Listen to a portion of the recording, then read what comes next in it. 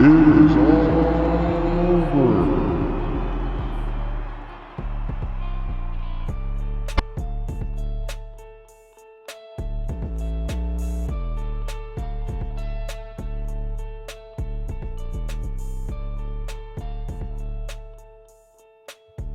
Hey everybody, welcome to another edition of the Insiders Wrestling Podcast, and we are here with another interview with you, for you guys today.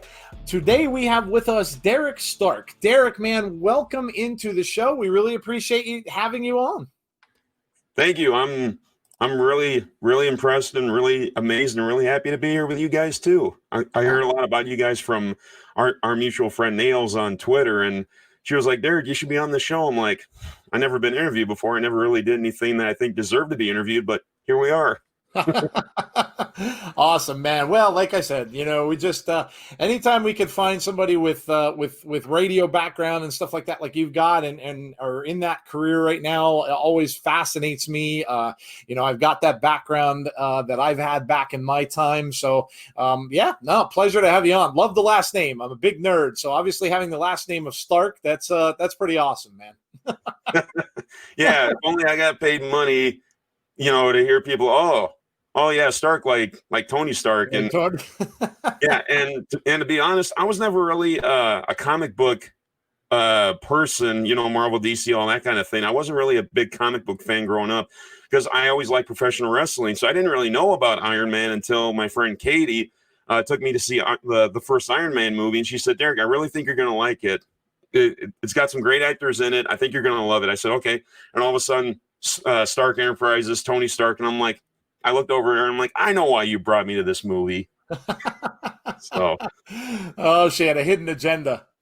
Yeah, hidden agenda. Yeah, but I mean, in all honesty, I love it. I have people coming up to me, emailing me, saying you should name your kid Tony, and I'm like, yeah, I don't know about that. Yeah, I don't. Yeah, I agree with you. I don't know if I'd want that kind of attention. Oh man, no, that's awesome. Well, look. So I know, why don't we dig a little bit into what you do and your background first? I know you have your own radio show, is that correct? Yep, my own online radio show called The Drive Home with Derek Stark. Okay. And what do you do on your show? Is it a talk show? Is it, music kind of thing? What exactly do you do on your radio show? Normally it's a 2-hour music show. I play rock, hip hop, metal, rap, country, comedy music like John LaJoy and The Lonely Island. So, okay, all right, cool. How did you get started in that? Well, actually, I'd have to take you on a further trip. That's correct. Go right ahead. Well, I graduated in 2006 up here in Minnesota, and I didn't know what I was going to do. Because I used to sing. I used to sing when I was in school. I'd sing for high school, in talent shows. I'd sing Johnny Cash. Well, okay. Yeah, so a lot of them were saying, well, you should either be singing or be in radio. And I'm like, well, I never thought about that. So anyway, I went to school here in Minnesota for audio production, audio technology. And after I did that for about a year, and I just didn't like it. So a few years later, I found American Broadcasting School, and which was in Texas and Oklahoma, their main schools, but they were doing an online course, and all of a sudden I'm like, you know what, maybe I gotta give them a call and see what happens. So I called them up, and they said, yeah, we're doing this online course. You have a great voice, obviously. We think you'd be good for it. And I thought about it, and I went and applied, and I started in 2014 and graduated in 2015. It was only a 10-month course, but so.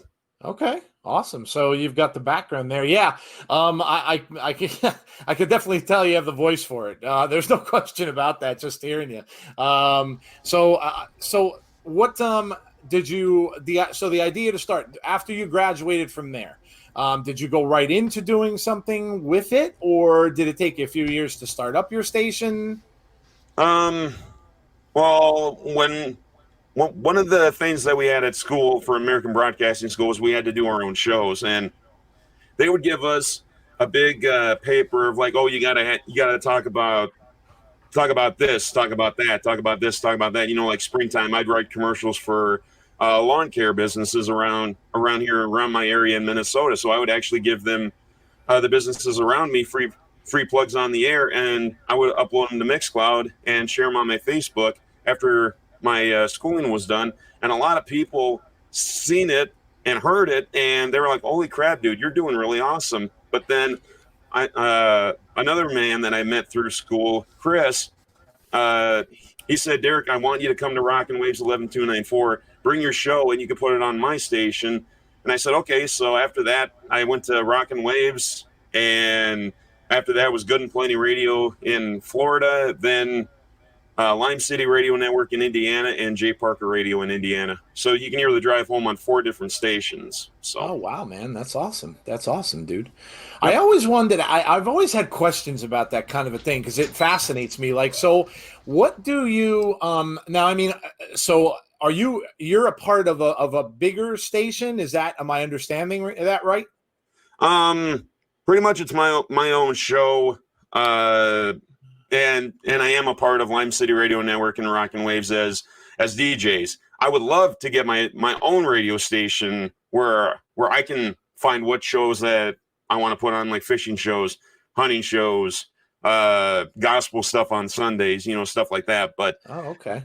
But yeah, I mean, I did work at a radio station here in Minnesota for a while, but I don't know, I just didn't like it. I kind of liked where I was doing my own thing on my own time. So right. It's changed a lot. I mean, listen, for me, I'm talking, late 80s. So it's changed an awful lot from spinning vinyl back in my day to, cassettes and all that kind of stuff. And nowadays, you can listen to a station, like I know the local stations around here, you can listen to a station at the same time every single day and hear the same exact song because of the playlists that they're playing. So it's not, you're not getting the variety, you're not getting the interaction like you used to and that kind of thing. Yeah, you'll have your morning shows, this and that'll kind of do something like that, but it's really changed a lot over the years. So what about and again, this was always the question I had about kind of stuff like that too. So by you just going and playing songs now, is that something that you have to get the rights to do? Is that something that the company that you're under allows to do that because they have licensing and stuff like that? Or if you don't mind, I mean, if you can't talk about it, I totally understand. But how does that stuff kind of work?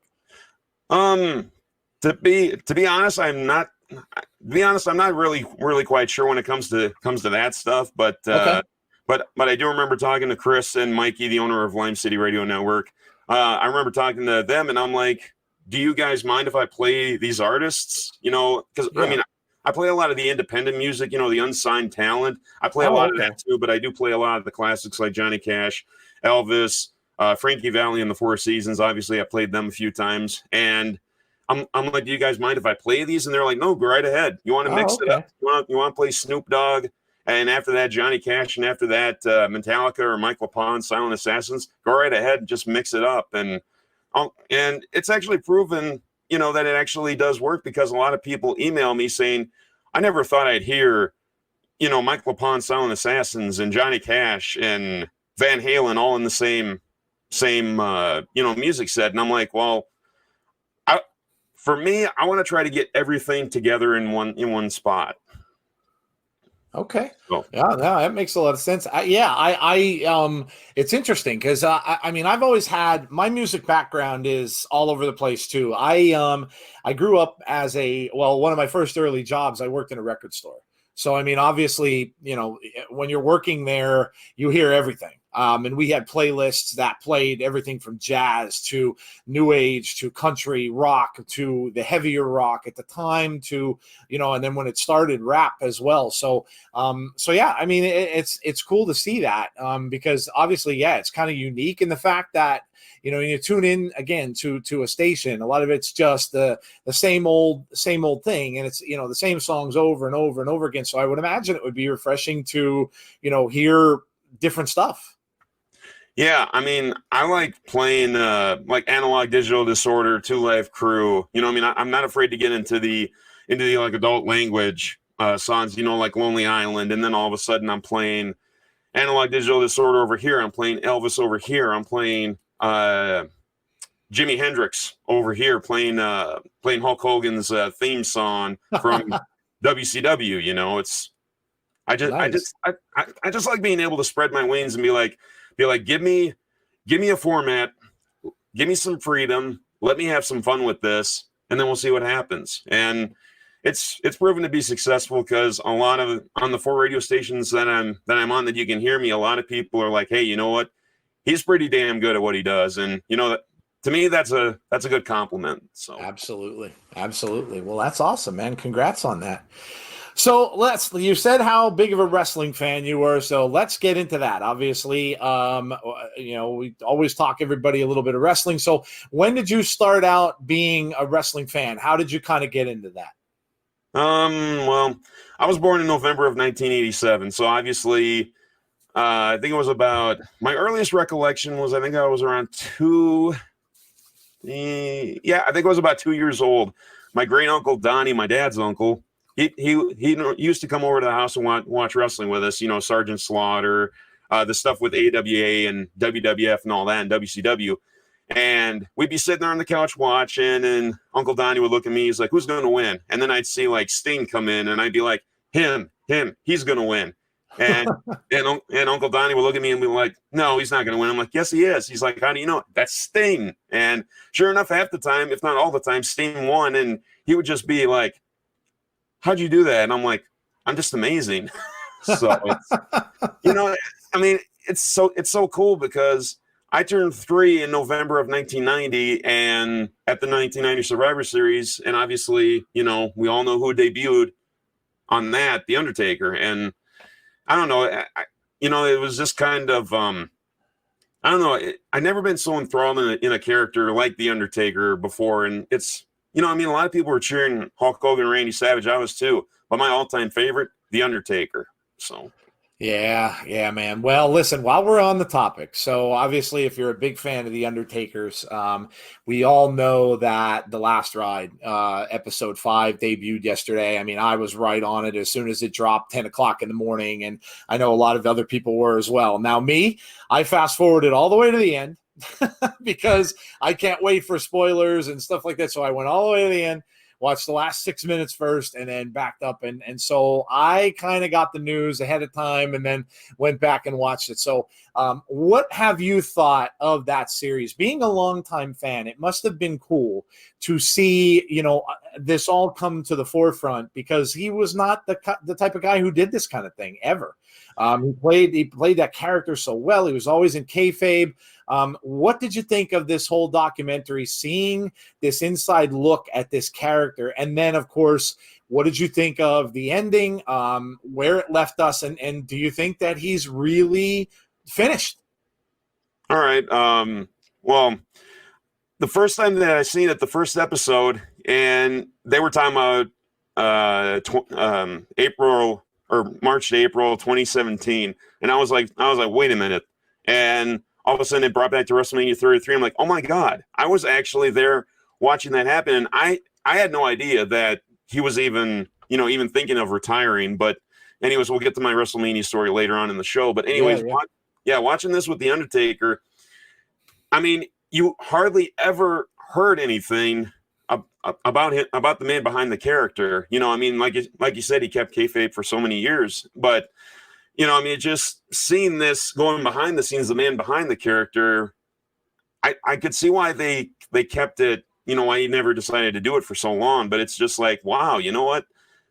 This guy's actually pretty cool. And watching all the chapters together, you could tell that he really has that love for the business, and he wants to do what he can to protect it as much as he can and help the young guys, obviously. And just, oh my God, just so many things that happened, all the matches he did, and it's just like, holy crap.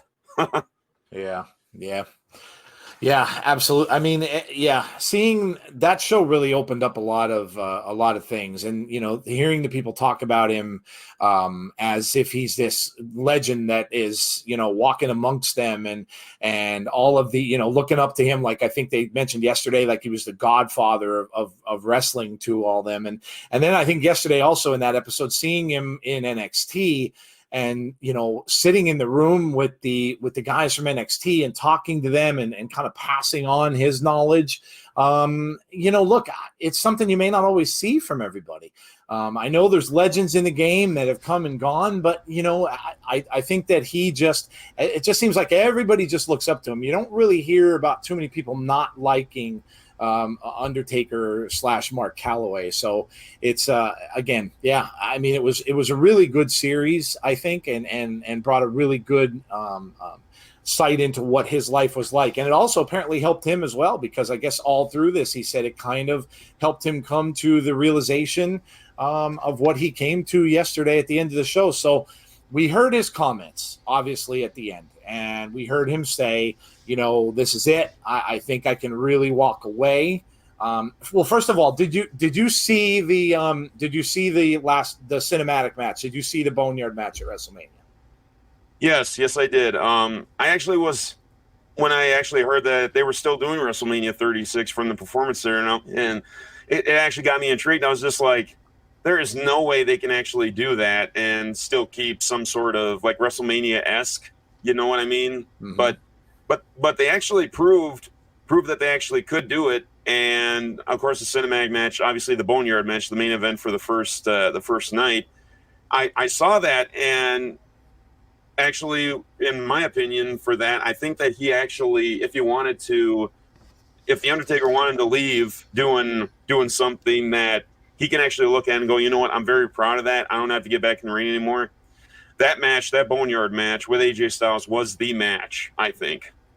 Yeah, I agree. And now seeing yesterday's show and leading up to it, you got that feeling that, what they came up with and everything like that, and seeing what we saw, kind of turning this little tiny plot of land that they got into what they did. It was almost amazing to see. And look, I don't think you can get any better way. And I know my co-host Jeff has said this. He called this a while ago and said, I think he's going to announce that this is his final match. And this was after we watched the Boneyard match. So what better way to go out? I mean, than to go out with your fist held in the air, riding off into the sunset on a bike, the logo lit up in the background, and for him being such a perfectionist, knowing that if something were to happen in another match, let's say he chose to wrestle again. Now everybody's saying Survivor Series, because this is going to be his 30th anniversary of Survivor Series where he debuted. So everybody's saying, well, he's going to wrestle there. But look, being such a perfectionist, if he goes out there and does that, and let's say, who knows, let's say something happens that, he doesn't like, and then the whole vicious cycle kind of starts up again where he doesn't feel like he left it on a high note. So I agree with you. I think that I don't think you can go out any better way. Yeah, I mean, and when I was actually watching the Chapter 5, they were talking about that, and Triple H, I read on some news was talking about, the production of it, and he said, you know what, if Mark wants to retire, Mark Calloway, if he wants to retire, we got to make sure that this looks good for him. And him and AJ Styles just beat the living crap out of each other. And I mean, with AJ Styles, I watched him I watched him since Impact Wrestling, TNA, and I loved how a perfectionist he was too when he was in the ring. The phenomenal forearm, the Styles Clash, all that good stuff. And it's just, it's like, what better way to go out than have somebody like AJ Styles? I mean, he had a perfect match with Shane McMahon that I seen at WrestleMania 33. He had amazing matches with John Cena. I mean, that guy could have a match with a broom, and he could get that broom a standing ovation from the crowd easily. Yeah.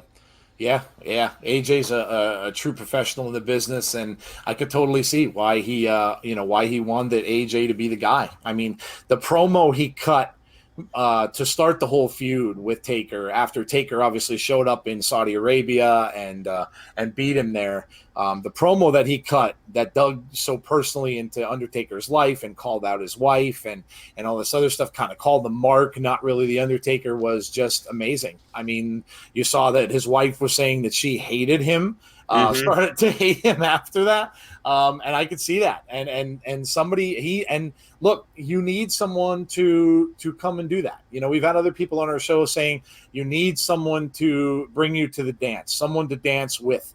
You know, you have this stuff going on with Edge and Randy Orton, and you've had others over the years. And, you know, that's something that you need. And if you find that guy that can be that dance partner, quote unquote, so to speak, it's going to make the match all that much better. Oh, yeah. And, you know, like you said, when we were talking AJ Styles, you know, that very first promo calling him Mark and said your wife's going to bury you and I'm going to help her. And I'm like, you know what? I've watched The Undertaker for many years, and I have never once heard somebody go so deep, you know, into this and just bringing up, you know, Michelle McCool. I mean, everybody's alluded that, oh, yeah, they're married, but, you know, they're never going to say it on TV or anything like that. But all of a sudden he dug in and he took that, you know, and I'm just like, okay, what kind of Undertaker are we going to get? Because I really don't think that the dead man is going to be it. You know, with that character, you know, being married, you know, it's just kind of like, well, maybe the American Badass, well, then Mark Calloway, and how he envisioned bringing all three of them together. It's like, holy shit, this is really going to be amazing, I think. Yeah, absolutely.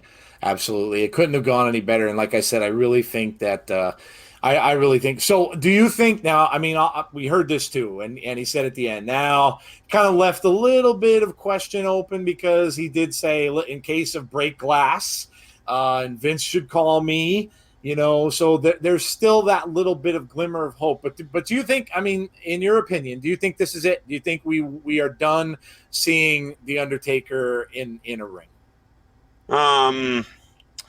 You know, I mean, such a fan I am of him. I always want him to come back one more time, and preferably a WrestleMania in Minnesota, so I can actually go watch it again. I mean, obviously, that's just me, but to be honest, I'm still on the fence about it. I mean, I want him to retire and be happy with his family because I mean, he's got a 6-year-old, 7-year-old daughter, you know, that needs him. You know, yep. And obviously, I mean, I love seeing the family aspect of him behind the character of The Undertaker. But to me, I think he is done. But, you know, you never know. Maybe Keith Lee will come up and be like, Dead Man, I want a match with you at the Royal Rumble or Survivor Series or something. And you never know. I mean, I'm on the fence about it. I think he might be. But like I said, I mean, there's a lot of great talent in NXT that might possibly come up to WWE and say, I want a shot at the Dead Man and all that. But you never know. I had said a few times on our show in the past that there's two people I would love to see him wrestle. One is Sting. We don't know, obviously, where Sting is right now. He's kind of in limbo, and they're not really saying whether or not they signed him back. But one would be Sting. And obviously, with their age and their health and all that kind of stuff, both of them, that would have to be a cinematic match, similar to the Boneyard, which would be amazing if they did that. And the other one I'd love to see him wrestle would be Bray Wyatt as the Fiend character, because it would almost be like he's passing the torch on to Bray. So, but yeah, like you, I don't know. I just don't know. I mean, you know, with Bray, he's a younger guy, so I don't know necessarily that he kind of wants to be in there with a younger guy who is maybe not. I mean, Bray's been around, but he's maybe not as established as a guy like AJ Styles or Randy Orton or guys like that he knows are going to be more perfectionists and maybe can take care of him a little better. But the thing with Sting, I would absolutely love to see. But I don't know. I think that looking back at it and watching that series, I think that honestly, he couldn't get a better way to go out than what he did. Yep. And I mean, I loved seeing at WrestleMania, I think it was 31, Bray Wyatt against The Undertaker. Obviously, I thought the match was great, but I thought the match was a little too, I don't know, too short. I mean, I know The Undertaker said that he lost some of his confidence after that match with Brock Lesnar at WrestleMania 30. But I mean, I think it was just, I don't know. I mean, Bray Wyatt, in my opinion, has changed character so much. It's really been amazing to see. But I mean, I think a match with him and Bray Wyatt would be amazing, or maybe him against Edge again in a rematch. I don't know, because yeah. Bray's a brawler. He's a big dude, and he's a brawler. So brawlers can be, they can be a little bit rough. They're not as technical as guys like Edge and Orton are. So yeah, I don't know. I mean, I could kind of see both sides to that story. Obviously, I'd love the story because there's history between them, but I don't know. I just don't know if that would be a good idea for him, or if he would even be somebody he would want to come back against. So yeah, I don't know. I guess we'll see. The Survivor Series milestone is a big one, so obviously we'll see what's going on. Maybe they'll kind of just wait and see whether or not the fans might be back and things like that. Speaking of which, how have you, being the wrestling fan, what have you thought about no fans being in the building? Was it weird to you? I know it was very odd to us watching it first when it first started. Now they're bringing in the people from the Performance Center. Do you like it kind of without the people in there, or now that they're bringing the people in from the Performance Center, kind of liking it a little bit better? Well, I mean, at first it was kind of weird having nobody there. It was like, I'm watching WrestleMania and I'm cheering and booing from my own chair here, and it's just like, I don't know. For me, it just seems so weird. But at least, with Kevin Owens, you can hear all the smack talk and that he's trying to go up against Seth Rollins and all that. But I mean, I like it, but then in some ways I kind of don't, because I'm so used to seeing fans there. And then they brought the fans in, and then the hockey glass up on top, which I thought was actually pretty cool. So I think it's cool either way, because as long as we're getting product. But I mean, I still think that they could have aired a few classic Raw and SmackDowns, I think, from like the 2000s, the 90s, all that stuff. I think they could have done. But I mean, for WWE bringing entertainment even in the worst times, applause to them, and AEW and Impact Wrestling for doing that. So, I mean, I tip my hat to all of them. I think they're doing great, even with the empty arenas. But now they're bringing people back in. I think it's great. Yeah, no, I agree. I think they're doing as good of a job as they can considering the circumstances. Yep. So you went to a WrestleMania. I'm jealous because I have never ever been to a live WrestleMania. Would love to go, but where I live up here in Pennsylvania, it's really only either Philadelphia or Pittsburgh, and both of them are kind of really far trips for me. Obviously New York too, but yeah, I just have never been to one. So tell us about your experience with that, and what that was like for you. All right. Well, I was actually pretty shocked about the trip to WrestleMania and all that, because I heard like on dirt sheets, WrestlingInc.com, that Undertaker's possibly going to be retiring, and I didn't start going to wrestling events until I think about 2011, 2012 at the Target Center up here in Minneapolis, and that was when I went with my buddy Adam that I met at work back in 2010. But anyways, he said, Derek, I got a surprise for you. And I said, really? What? You got me $1 million so I can quit this job? He said, no, I got you something better. I'm like, what's better than $1 million? He said, I got tickets to WrestleMania. And I said, dude, you're freaking lying to me. Don't be lying to me about that. He's like, no, I did. And he pulled out his phone and showed me that he bought the tickets. And I'm like, and I was just staring at him like, dude, you just committed a sin. I can't believe it. But anyways, I was so happy. And then that night we were going, I told him, I said, I bought tickets to WrestleCon as well. And he said, WrestleCon, really? What's that? And I'm like, that's where they get all the older stars. And he said, no way, really? And I said, yeah, I bought tickets for both Friday and Saturday night, like he did for WrestleMania Access Friday and Saturday, and then the big show WrestleMania on Sunday. So we drove from central Minnesota all the way down through Iowa, through Missouri, around St. Louis, up through, I think it was Indiana, Kentucky, Tennessee. We stopped in Tennessee for breakfast. And then by, I think, close to midnight, we got to our hotel in Orlando. So cool, man. So you drove the whole way? Yeah, we drove the entire way. And I'm 5'8.5", and I'm sleeping in a Ford Escort. Believe me, I feel like Andre the Giant in a little taxi over in Japan. I could not get comfortable to save my life. Oh man, yeah, dude, I can relate. I'm a taller guy, bigger dude, so I can totally relate, man. You gotta have those comfortable cars, especially on long drives like that, man. God bless. I don't know how you did it. Um, Yeah, to be honest, I don't know how we did it either. But anyway, we saw the sunrise up in Kentucky, which was really beautiful because it's so beautiful out there in Kentucky. We went to Tennessee and everything. I seen mountains and hills, and I've never seen a place so hilly as Tennessee. But I was just like, holy crap, this is actually cool. I think I could actually move down here. But we stopped and we ate breakfast and we went through Atlanta. That's the first time I ever saw 5-lane highways.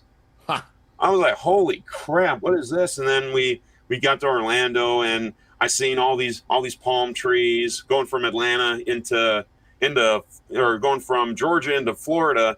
All of a sudden we had some rain and everything, and all of a sudden I'm seeing all these palm trees and I snapped a picture of it and I sent it to my mom back up here in Minnesota, and my buddy looked at me. He's like, dude, what are you doing? I'm like, I took a picture of a palm tree to send to my mom, and and my buddy just looks at me. He's like, you really have never really been out of state, have you? And I'm like, dude, not really. And and I actually really enjoyed Florida. It was so gorgeous there. I mean, it was in the 70s. We at the hotel that we stayed at, we had a pool, a hot tub. I mean, we were in the hot tub pretty much every night, so it was cool. I don't blame you, man. I would too. I have never been to Florida myself. I've been around the country for work mostly, but I've never been to Florida. So yeah, I can see the palm tree thing, man. Obviously, us up in the north here, we don't see stuff like that. So yeah, can totally get it. You should have brought them down some snow and ice and let them see what that's like. Yeah, I mean, we were actually having a conversation with this couple that we were talking to. They were from Alabama, and they're like, oh my God, it's cold here. And I'm like, and it was only like 65 degrees or something like that. And I'm like, ma'am? She said, yeah. And I'm like, you don't know Minnesota, do you? And she said, no, what's the weather like up there? I'm like, pretty much in wintertime, it can get to about -50 with the wind blowing. And she was like, oh my God, how do you survive? And I'm like, ice in my veins, baby. Ice in my veins. Stay indoors and run the heater. Yeah. Uh-huh. Yep. That's pretty much how we done it. And I've always enjoyed snowmobiling and fishing and doing all that in the wintertime too. But, I mean, I've always enjoyed it. So I've always liked cold. But now I'm getting close to my mid-30s, and it's like I kind of want a warmer climate to, live in now. It's like, I don't know. So you drove down. Obviously, you stayed down there. Now, did you do the whole fan experience type thing when you went, or did you just go to the matches themselves? And what kind of seats did you have and stuff like that? What we did when we got there, obviously we slept, and Friday morning we woke up 7 a.m. I don't know how the hell we did it. But we woke up at 7 a.m. and my buddy was shaking the bed going, come on, Derek, let's go. We got WrestleCon to go to. I'm like, Jesus, you're like a kid in a candy store. So we went and we took showers, we ate breakfast, and we went to where they had the WrestleCon at, which was right down the street from where they had the WrestleMania Access. So we did WrestleCon in the morning.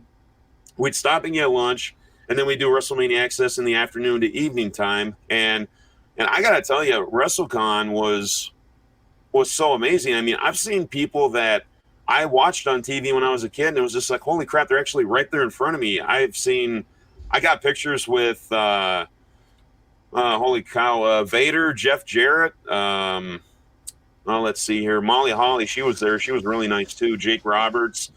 We saw DDP and Scott Hall and Kevin Nash. It was just like, holy crap. That's awesome. I know. It was just amazing. We went to WrestleMania Access. I seen Bo Dallas, and a few others. God, I can't remember who the heck we seen unless I see the pictures. But actually, I'm actually on my Facebook here. Let me see if I can actually find the photo album for it. And then, here we go. Yeah, I actually seen Brooke Tessmacher was there, Vader, Abyss, Jeff Jarrett, Jake Roberts, Ted DiBiase, Hacksaw Jim Duggan. Hacksaw was so freaking cool. We talked to him for like 30 minutes. And it was like we knew him for, like he knew us forever. We also seen Ashley Massaro, ODB, Gangrel, Mean Gene Okerlund, The Godfather, Ron Simmons, and Theodore Long. It was cool. It was, oh yeah, it was Darren Young and Bob Backlund I got a picture with. Bo Dallas. Bo Dallas was pretty cool, actually. And Drew Gulak and Tony Nese. That's awesome, man. Wow. That's yeah, awesome. That was, if you've never been to a WrestleMania, all I can say is this, it is a once-in-a-lifetime experience. I actually had a jersey made with the number 33 on it, which is my, the WrestleMania number. And I actually put my nickname on there, Starkey. And they actually went through and they actually put STARKY on there. And I'm like, holy crap, this is so cool. That's awesome, man. That's awesome. Yeah, I've heard that from others that have said that, that have gone, and they said the fan experiences that they have are like no other. Yep, they had little kids doing entrances. You can actually do one of your favorite entrances. You can walk through this elimination chamber and get a picture with one of the stars. They had Dana Brooke there signing. I wanted to see her, but we never had. There was too long of a line for that, but we did get to see Mickie James, and my buddy Adam had such a crush on her when he was a kid. He was like, "Oh my God, dude, I met Mickie James." I'm like, "You're not the only one that met her too. I did too." But I still have a crush on Mickie James, so I can completely understand that. Yeah, I mean, me too. And we've seen, obviously, Molly Holly was at WrestleCon, Kelly, Maria. Just a lot of these women that I grew up watching. It was like holy cow, like they're actually like right next to me, and it's just like, I'm trying not to fan out, like some woman that just got to meet the Backstreet Boys or New Kids on the Block, but it was like, it was just so freaking cool, and I when I actually hugged Hacksaw and got a picture with him, I'm like, dude, I've watched you on TV for years, and it's just so crazy that I'm standing right next to you. He's like, it's cool, isn't it? I'm like, oh my God, it is so cool. And and actually, I got a good story for you guys about Jake Roberts. Yeah, definitely, man. He was actually doing that DDP yoga, trying to get sober and all that. Well, he had a GoFundMe when he had that shoulder injury that he had. Mm-hmm. He had a GoFundMe, and I donated $50 to that GoFundMe, which was that I get a call from Jake Roberts. Well, I got a call from him, but I was sick, so it went to voicemail, so I couldn't answer it. Oh, he called me again later on, like a few months later, and I talked to him for like 10 minutes. And I said, thank you for everything that you've done for the wrestling business. He said, well, thank you for everything you've done for me. You guys have helped me out so much. And then what happened was they did the DVD, My History Is Not My Destiny, the one that DDP and them put together. Yep. I got the WWE DVD, but the DVD that they put together. And I talked to Jake when I met him at WrestleCon, and I said, I'm Derek Stark. I'm the guy that you talked to, from Minnesota, and I donated to your GoFundMe, and he said, oh my God. And he gave me a big hug. We shared a nice picture, and he gave me the DVD. Little did I know, I got home and I watched it, and I called up my buddy Adam that I went to WrestleMania with. And I was like, dude, I am on the credits of this DVD. Oh, that's cool, dude. I know. He was like, you're shitting me. I'm like, no, come on over. He drove over 5 miles, and he said, okay, where's your name? Right there, Derek Stark. And he said, holy shit, dude, you're famous. That's awesome. That's cool, man. That's cool. Listen, getting to meet a legend like Jake is awesome. That's amazing. Jake was another character that I liked. I was always drawn, I know Jeff was too, to characters that were a little more, like the horror-ish kind of characters, I guess you could say. And Jake was obviously one of the ones who was right up there for that. So that's awesome, man. Yep. Like I said, I loved The Undertaker. I loved Jake Roberts. Obviously, I love Randy Savage and Hulk Hogan too, because take your vitamins and say your prayers and work out, brother. And but I mean, yeah, The Undertaker, he didn't say that. Neither did Jake Roberts. It was like, okay, these guys are different than your basic baby face characters. And I mean, growing up watching WWF and WCW going on at the same time, and then Impact Wrestling, it's just so cool to see all of the legends, that you finally meet. It's like, dude, I watched you on TV when I was like 10 years old. Yeah. So I love it. Man. Absolutely. Listen, Jeff, I'm sure you've got some questions to ask. So shoot them on out, man. Yeah. So I wanted to go back to the Undertaker, because I hear that he was one of your favorites. So Mhm. let's fast forward and go to when he's inducted into the WWE Hall of Fame. Who do you think should be the one that inducts him? Oh my God. I I didn't expect a question like that. To be honest, I think it's got to be at least four people inducting him. Shawn Michaels, Triple H, Vince, and Kane. Yeah.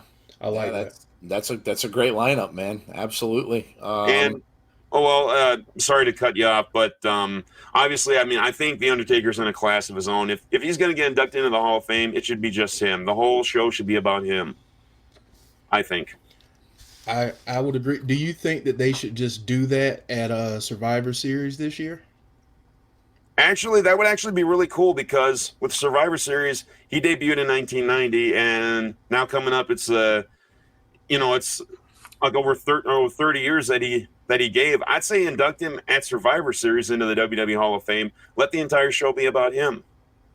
Wow, that's a great thought. Yeah, just like show like have the other matches like Randy Orton against Edge and all that kind of stuff. But like do like moments where like moments that the Undertaker had at Survivor Series or even in his career, like the Big Shoot interview that he had, when he came out in, I think it was like 1998, and he was talking about how other wrestlers left for greener pastures, more money. I stayed by his side, so he can get that championship match against Stone Cold if he beat his brother Kane on that Monday Night Raw. And to be honest, I think that show is symbolic with the Undertaker. So.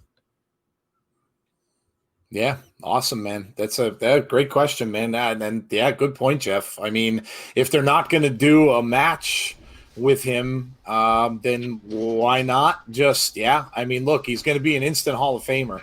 So why wait until WrestleMania to do that? You can always have the ceremony at a different time, but why not just have that be like a tribute thing for him, especially if they're still not getting the fans back into the stadiums at that point in time. Yeah, definitely. Awesome.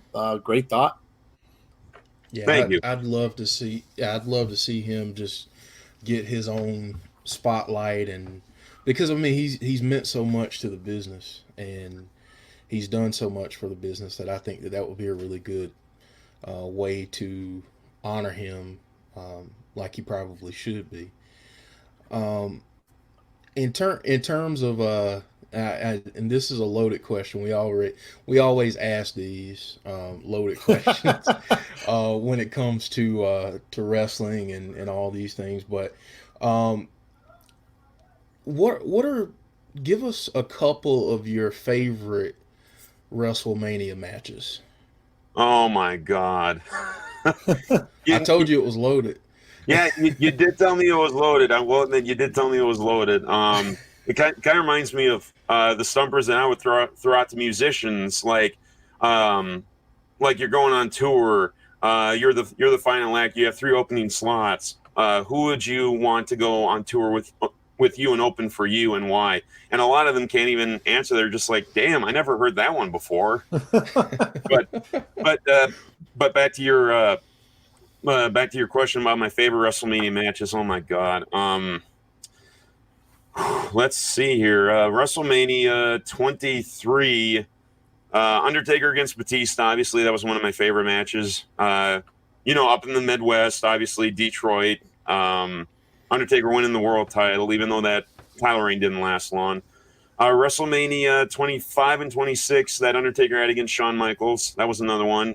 And the 2 matches he had with Triple H at WrestleMania and the Boneyard match with AJ Styles, obviously my favorite matches. But other than the Undertaker, I gotta say Shawn Michaels against Razor Ramon, WrestleMania 10. Mm-hmm.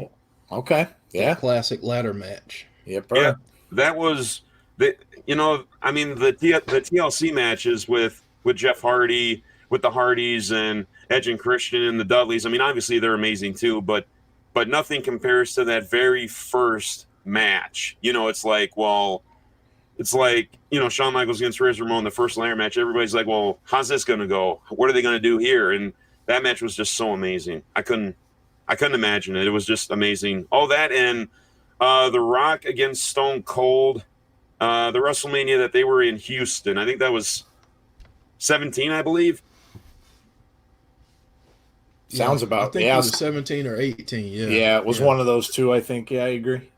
Yep. So obviously, I love The Rock and Stone Cold. They were amazing. That was another amazing WrestleMania match. But yeah, just my all-time favorites: Undertaker against Batista, Undertaker against Shawn Michaels, both times. I mean, they were the main event, and obviously, Undertaker against Shawn Michaels, them ending the show. It's like, hey, you know what? You got to go on after that. Good luck. Very true. Very true. It's hard to top something like that. Awesome, man. So, in terms of wrestling legends that you haven't, like, who's a wrestling legend that you haven't met that you would love to meet someday?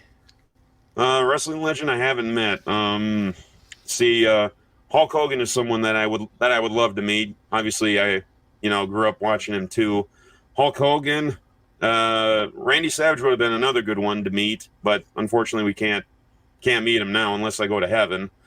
The Undertaker, obviously, Kane, Triple H, Shawn Michaels. So, okay. Yeah, man. Kane might be a little bit of a problem too with his political career now. Well, maybe I'll just have to run for mayor. There you go. Oh man. So I heard you mention some other companies. What do you watch any other wrestling now? I know you said you did in the past. So like, are you checking out AEW? Are you checking out Impact? Any of the other stuff that you watch regularly, or you pretty much just watch WWE?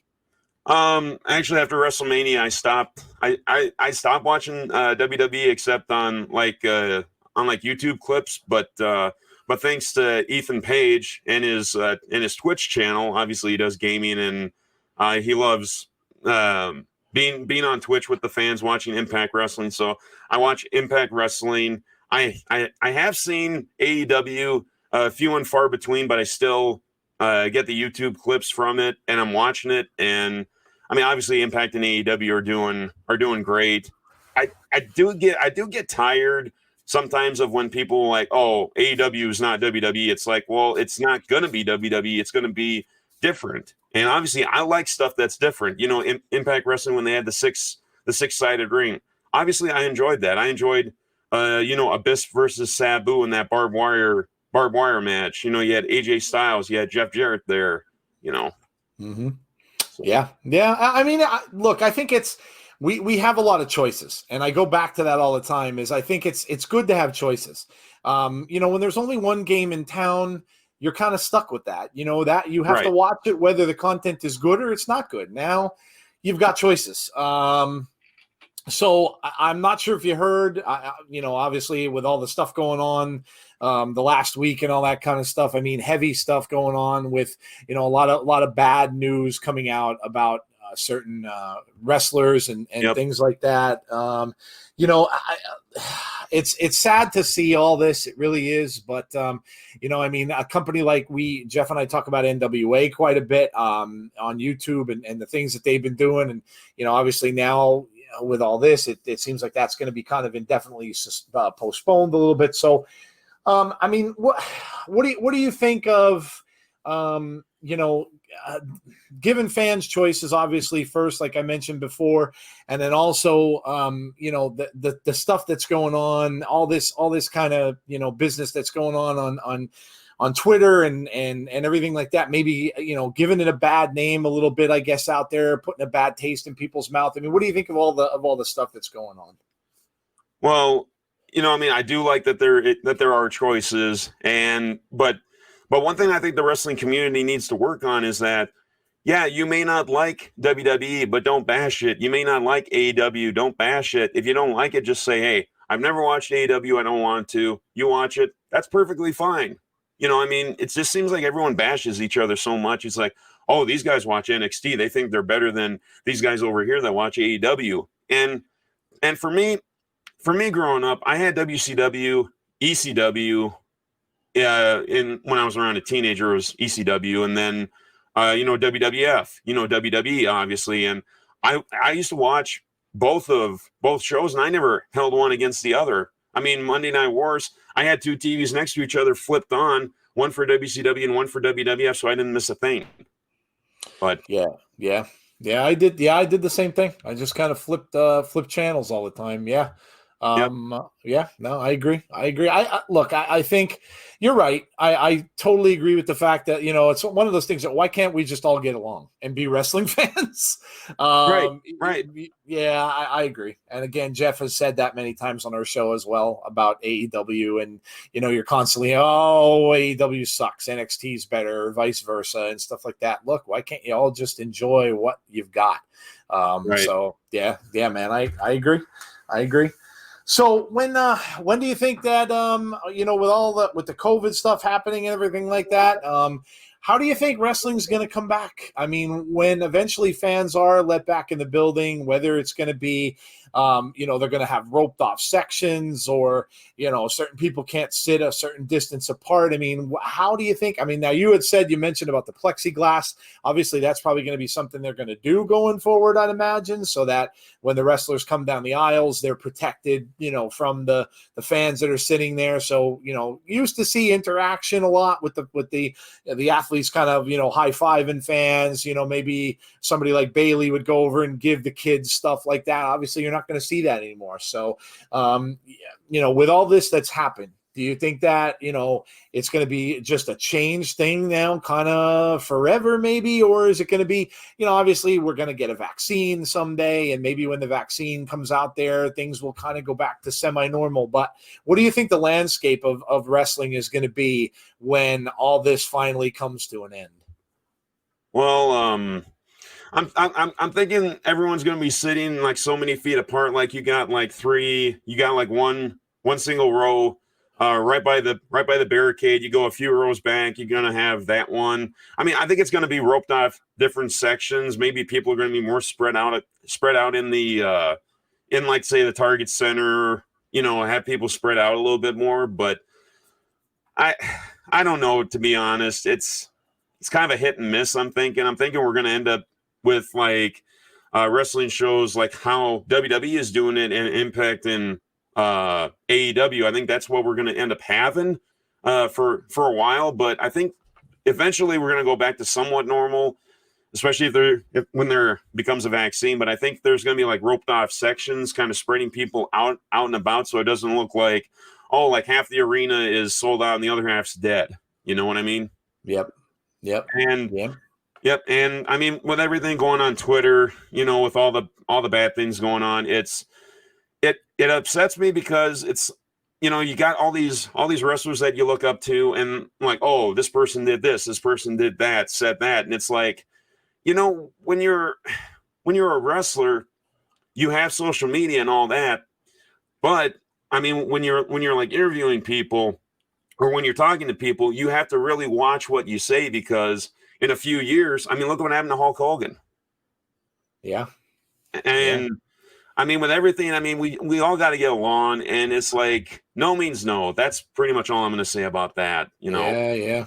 I don't want to go off on a rant and all. No. Yeah. I don't want to. Yeah. No means no, but I mean, it's just like, you really got to watch what you say, because I mean, people record stuff all the time. So that's what I was talking about with someone just a few days ago. And I mentioned that. I said, even when, and it's not just wrestling, let's not just say that it is, because I mean, obviously there's professional athletes in all sports that have run into situations like this. And Look, for me, I think it's good that these people speak out. That it's good that they're coming out and saying stuff about this kind of thing that's going on, even back when it was happening last year with the films and stuff like that in the film industry. Look, it gives them, I guess, some kind of a sense of closure. At least I hope that it does. And, proud for those people of stepping up and speaking up. But like you said, I think if anything, I guess that number one, like you said, yes, no means no. I mean, that's been something you're taught since you're a kid, and Yep. it shouldn't change over time. And the other thing is, yes, everyone now, and I think I heard someone else say this at some point back when, the pro football players are getting involved with some of this stuff. Everyone now has camera phones. So everyone now can see you wherever you are. So you really have to kind of watch yourself a little more. You got to, it could be an innocent little thing. Maybe you're going to a party somewhere or to a club or something like that. But man, you just don't know who is going to be there with a camera that's going to be, trying to, and so yeah, I just think that they have to just watch where they're going, realize that they're in the spotlight and the limelight, realize that they're famous, and, people are instantaneously going to recognize them, and everybody in there is going to have a phone and watching your every move.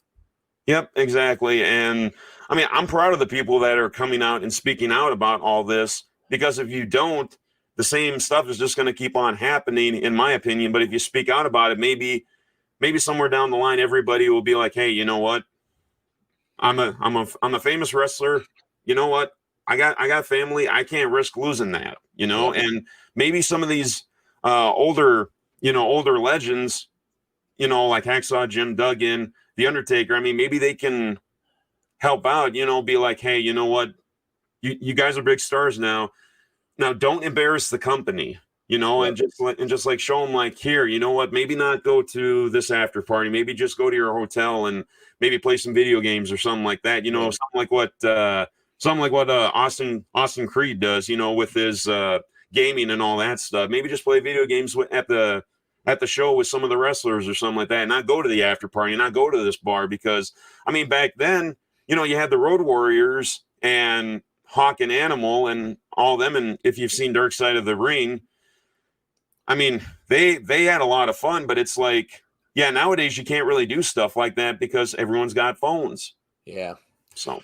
Yeah, no, that's true. Times have indeed changed. And, we've talked to some of the older guys too. We had Nikita Koloff on telling us about, the way things were back in those days and everything like that. And times have changed. That's a good point, though, that you bring up. I think a lot of them need some mentorship, especially the younger guys that are just coming up into the business, because they've grown up in this social media generation. So yep. I think that anybody that's been there for a long time, that they can, kind of go to them and mentor them a little bit and say, hey, listen, if I were you, I maybe wouldn't be hanging out at the bar until 2-3 in the morning.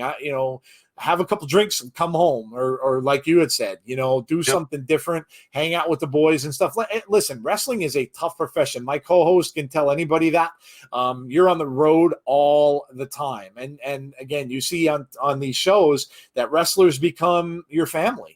And so listen, it gets lonesome, and look, I get it, but yeah, I think that's a good idea. I think if they can get somebody that can talk to them about this, and I know on football teams and stuff like that now, you have guys that are coming in, old athletes that were playing the game before, that come in and talk to these guys about, things that are going on in the world and stuff like that when they come out of college, and kind of prepare them for that. Yeah, I think that's a good thing. I think that's a really good thing. Yep. And I mean, you got guys like The Undertaker, passing down knowledge and all that. He was able to keep kayfabe for over 30 years. So I think he could easily talk to these guys about, like, hey, you know what? I mean, after WrestleMania, obviously there's going to be an after party. Yeah, go to the after party for a while, have some fun, celebrate your 5-star match. Like if I had a match at WrestleMania against The Undertaker, obviously I'd be at the after party, celebrating it, hugging everybody, saying, hey, this was a great night, stay for a few hours, head home. I mean, don't be like getting into fisticuffs outside of a diner because you were hungry for pancakes or something like that. Yeah, man. No, very true. Very true. Great point. Well, hey, listen, man, we have really enjoyed having you on and getting a bit of a background with your career, talking some wrestling here. So before we let you go, tell everybody out there where they can find you on social media, where they can find your radio show as well. All right, sounds good. Well, the Drive Home with Derek Stark, you can Follow me on Twitter at Derek Stark, and that's at DEREKSTARK. And Facebook, it's facebook.com/ABS The Drive Home. And I post there about every 2 weeks. You know, you can hear me on Rockin' Waves 11294, playing the hits old and new. You know, just log on to rockinwaves.com. Let me bring up my my schedule here. I can bring up some of the other places that I'm on too. Yeah, sure. Absolutely. Find me if you guys don't mind. Oh, go right ahead, man. Look it up. But yeah, and then we got Good and Plenty Radio, goodandplentyradio.com. That's all together. Lime City Radio Network, limecityradio.airtime pro. You know, they're also on my tuner radio, tune in. You know, if you follow my Facebook page, it's my pinned post right up at the top. And then on Mixcloud, it's mixcloud.com/ABS The Drive Home. So yeah, that's my Facebook, my Twitter, my Mixcloud. I am on Instagram, but if you are fake, I will block you. So yeah, man, got to watch all those fake accounts. Social media sometimes can be a cesspool of stuff. Yeah, I agree. I actually had a few Sasha Banks profiles try to follow me on Instagram. I'm like, no, fake. Yeah. Fake. Oh yeah. I mean, if Sasha Banks is going to follow me, I mean, I'd rather have it be the real her instead of some fake, you know. yeah, man. I can't tell you how many. I think it's Alexa Bliss accounts, Liv Morgan accounts that I block from my Twitter daily. It's ridiculous that people would try to get away with that stuff. It's silly. I know, right? Awesome. Well, hey, man, listen, I really appreciate it. And guys, check out his stuff. Obviously, if you're into music, go and check out his show. And like I said, man, listen, we really loved having you, and good luck with the shows. We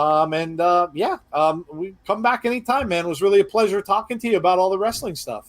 Yeah, it was actually really cool talking about wrestling. Again, it's been a long time since I was talking wrestling with everybody. But, you know, like I said, I mean, if you guys ever want me to come back, just be like, hey, Derek, I need you for this. And we'll just schedule it on one of my days off from work, and we'll, you know, continue chatting. And by the way, thank you to Nails NY on Twitter for setting this up. So yeah, man. Yeah. Nails is a good egg. Yeah. She's thanks. Awesome. Yeah, she's good. She's a good egg. She's a big fan of our show, I know, and stuff like that. We appreciate all that too. So, yeah, man. Well, listen, thank you very much. We again really appreciate having you aboard, and we'll talk soon. All right, sounds good. Have a good night, everybody. You too. Take care, man. Yep. Bye.